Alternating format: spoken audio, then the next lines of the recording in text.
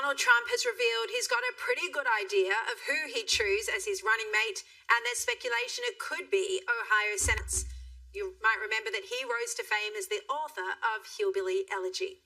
Sky News contributor Kosha Garda joins me to see you. Look, insiders say that J D Vance could be the key to flipping working class Democrat voters in battleground. Do you think JD would be a good choice? Or, there are other political strategists who say Trump should be choosing a woman.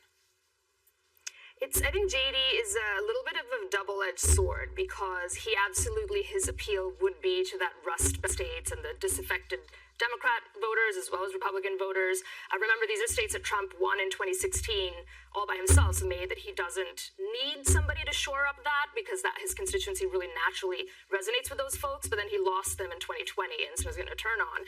The flip side, when I say it's a double-edged sword, is that J D Vance is a senator from Ohio, just into his first term over there. Is right now in a 50-50 tie and effectively a Democrat majority with the tiebreaker vote from the vice president. So many people are concerned that if he were to run his Senate seat, and winning the Senate is almost as important as winning the White House for Republicans, if not more. And so that's going to be part of the calculus Trump team is considering.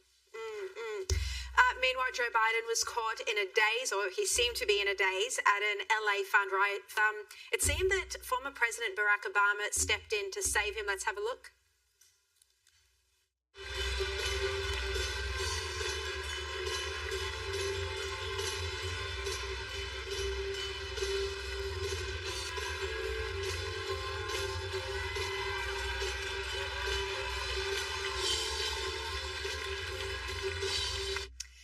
He was just standing there, not moving. There's so many moments like this. It's kind of hard, isn't it?